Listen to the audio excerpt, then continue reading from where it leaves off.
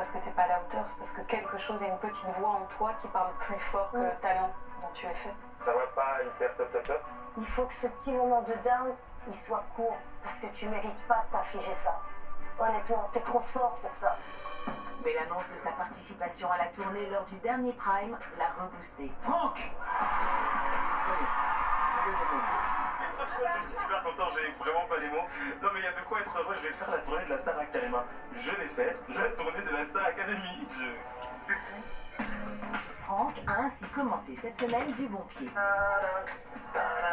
ce n'était que le début d'une série de bonnes nouvelles. Après des évaluations réussies qui lui ont permis de décrocher l'immunité, il s'est réjoui d'être pressenti sur un duo qui le faisait particulièrement rêver. Amir sera avec nous samedi soir. Il interprétera Can You Feel the Love Tonight? Pour l'amour de cette année, je vous supplie. Et son vœu a été exaucé puisqu'il a décroché ce titre sur le Prime. Je suis hyper emballé à l'idée de chanter Can You Feel the Love Tonight parce que c'est le Roi Lion. Ça a été quand même mon film préféré pendant une grande partie de mon enfance. Et en plus avec Amir. Et moi j'aime beaucoup Amir. Can you feel the love tonight? J'ai bien l'intention de faire honneur à cette chanson qui me parle beaucoup. Pour le Roi Lion, pour Amir, je vais tout faire pour être à la hauteur.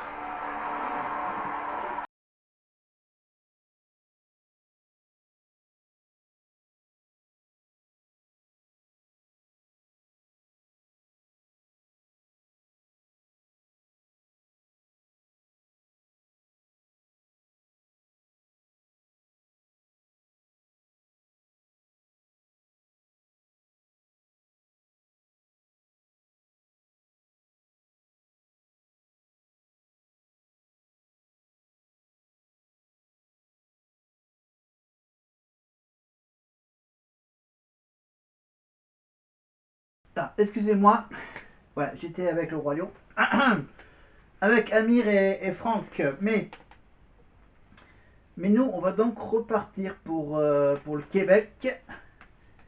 Alors, avec, alors donc, Garou, Star Academy, ta ta ta, ta ta ta ta ta ta. Ok.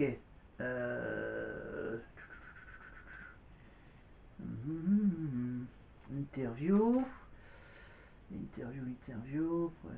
Ta ta ta.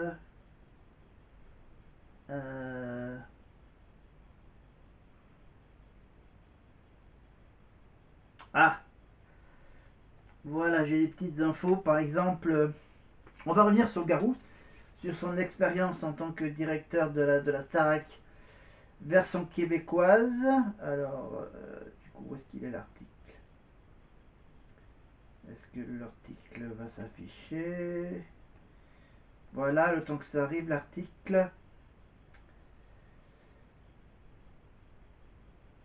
Alors, c'était une interview aux médias canadiens 7 jours. Voilà, dans lequel il est revenu sur son rôle de Quasimodo dans Notre-Dame de Paris et il a gardé des séquelles physiques. Aujourd'hui, Garou n'est plus aussi présent qu'avant en France, mais de l'autre côté de l'Atlantique, au Canada, sa carrière continue sur le chapeau de roue à 52 ans. L'ancien coach de The Voice ne manque pas de projet, directeur de la Star Academy au Québec. Il vient aussi de sortir un nouvel album intitulé Un meilleur lendemain.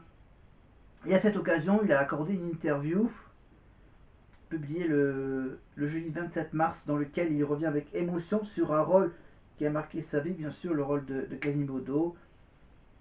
Voilà, aux côtés d'Hélène Ségara. Est-ce qu'il revient sur la Starac ou pas? Il faudrait peut-être que j'aille plutôt vers autre chose. Voilà, on va peut-être revenir sur le journal de Montréal. Voilà, le journal de Montréal. Pour revenir sur Garou, est-ce que ça parle? Voilà. Voilà, Garou a donc dirigé l'académie, a supervisé donc la sortie de son nouvel album Je vais essayer de reprendre l'accent québécois que j'avais pris précédemment. Bon, sauf que je ne vais pas imiter complètement Garou, parce que Garou, lui, il a sa voix cassée. Non, je ne vais pas la prendre. J'ai pédalé dans les derniers jours. Ça a été fou. Mais c'est une fatigue heureuse. Oh, soyez sympas les Québécois. J'essaie de prendre votre accent. Alors, donc maintenant qu'il a quitté son poste de directeur, il va être de retour bien sûr en Europe pour une tournée. Voilà, quand même, il a quand même été comme un poisson dans l'eau à l'académie, hein, avec ses origines québécoises. Il a été stimulé au contact des candidats au point de sortir un album surprise. Voilà, qui a été lancé vendredi dernier. Garou n'est pas peu fier des deux finalistes de la saison, Catherine sans regret et donc Maya la gagnante, Maya Tiner. Les deux jeunes femmes ayant énormément d'audace et de talent. L'audace à prendre, non, l'audace de prendre des risques comme elles le font, c'est assez rare. Sauf que j'ai pas pris le. Voilà. Donc une fête 100% féminine. Star Academy, ils vont pogner leur mur comme on le pogne dans ce milieu-là. Voilà. Voilà. Pogner, ça veut dire ils vont pogner leur mur comme on le pogne dans ce milieu-là. Ils vont le pogner, donc pognon, non, il n'y a pas le truc argent, pogner leur mur. Il y a vraiment des expressions typiquement québécoises. Hein. Voilà, si vous avez la réponse pour savoir qu'est-ce que c'est que pogner le mur, pogner leur mur comme on le pogne dans ce milieu-là. Voilà. Mais on va plutôt bien sûr revenir sur ce que pense Garou de la gagnante. Mia Tiner, une surdouée et une vraie instinctive. Est-ce que c'est les paroles de Garou ça? Alors, je vais essayer non, on va revenir à Nikos. Maureen. On revient avec Maureen.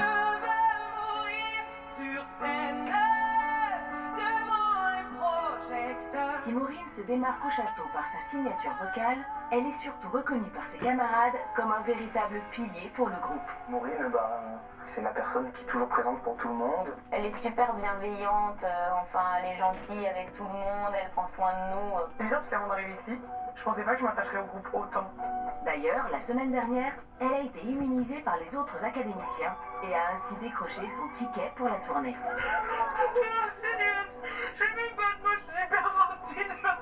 Être immunisé des élèves, c'est la meilleure sensation de ma life. Mais cette semaine, dès le débrief du Prime, Maureen a été envahie par les doutes. J'attendais que cette presta me conforte en me disant t'inquiète pas, t'as ta place. Que je retrouve le prix de la vie enfin. Et en fait, vu que je suis déçue, j'ai tout de suite ce truc de me dire purée, je sens que j'ai pas le niveau quoi. Des doutes qui se sont accentués après les évaluations de lundi qui n'ont pas permis à son groupe de décrocher l'immunité. Quant à son évaluation individuelle, la performance de Maureen n'a pas suffi à lui éviter la nomination. Les deux nommés cette semaine sont Maureen. J'ai envie de me prouver que je mérite ma place et que je suis une bonne chanteuse en fait. Et pour qu'elle puisse montrer tout son talent sur le Prime, ses professeurs lui ont réservé une belle surprise. Maureen, tu vas défendre ta place sur Hopelessly Devoted to You de Grease. Je pense que c'est une chanson qui te parle. Oui, je la connais par cœur, donc ça va, on est content. C'est une chanson qui fait partie de la comédie musicale Grease.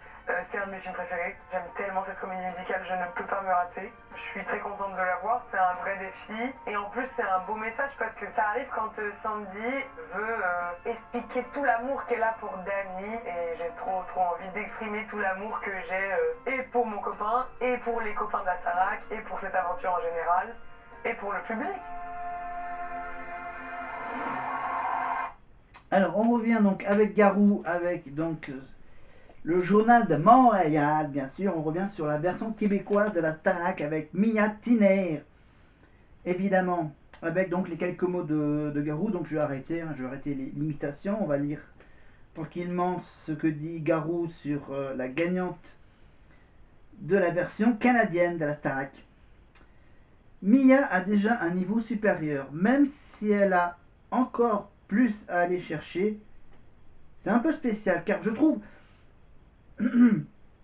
dans un sens, qu'elle n'est pas prête à faire le métier, parce qu'elle est très jeune et qu'elle a des choses à vivre. Je ne pense pas qu'il faut qu'elle soit bousculée, mais je l'aiderai si elle décide de foncer. Elle a un talent que j'ai rarement vu dans ma vie. Et je ne me souviens pas d'avoir été aussi impressionné par quelqu'un. Mais elle a encore tellement envie d'apprendre des choses. Puis elle a besoin d'aller jusqu'au fond de son apprentissage, de sa découverte. Elle est hyper curieuse au niveau musical. Voilà, il aurait voulu en donner plus à Mia. Moi, ça c'est qui dit ça?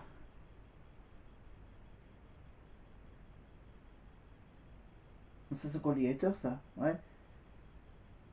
Ouais, donc la dernière phrase, on va passer tout de suite à la perdante, la finaliste, Catherine Sans Regret. Catherine Sans Regret, donc S-A-N-S-R-E-G-R-E-T. Voilà, Sans Regret, mais avec les deux mots attachés. Catherine Sans Regret est prête à prendre son envol.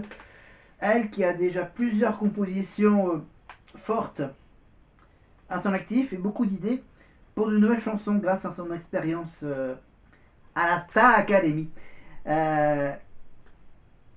Catherine est prête tout de suite. Elle a déjà de super chansons.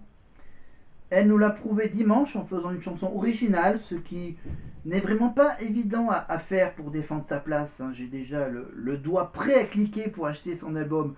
Sa plume va être sur les stéroïdes en sortant de l'académie. Voilà, sa plume va être sur les stéroïdes. Sa plume va être... Encore une deuxième expression à trouver le sens. Sa plume va être sur les stéroïdes en sortant de la Star Academy. A mentionné Garou, évidemment. Donc maintenant, on a vu son point de vue sur la finale. Alors monsieur, vous le connaissez, il est surtout reconnu pour dire les choses vraies, sans jamais être blessant. Voilà, il a été touché par la fraternité entre les candidats. On a vu une bienveillance des uns envers les autres, c'est quand même assez incroyable. On ne sentait pas tellement de compétition, hein. C'est inspirant de voir ça, et ça leur a permis de vivre une super belle aventure en musique. A déclaré celui qui a laissé beaucoup de place à la marraine Lara Fabian et au professeur tout au long de l'aventure. Hein. Ça a toujours été ma façon de penser dès le début de ma carrière. Ne pas être là. Ne pas être là pour prendre, mais pour partager. Voilà, mais son métier, donc son boulot de directeur de l'académie, bien sûr, ça a été un privilège pour lui. On va savoir un peu plus. Au sujet de son rôle, auprès des académiciens au Québec et avec le corps professoral québécois, composé d'Émilie Bégin, Véronique Dicker et Pierre Lapointe, il résume le tout en parlant d'un privilège. Déjà avec le professeur, j'avais mes petites appréhensions. Je me disais,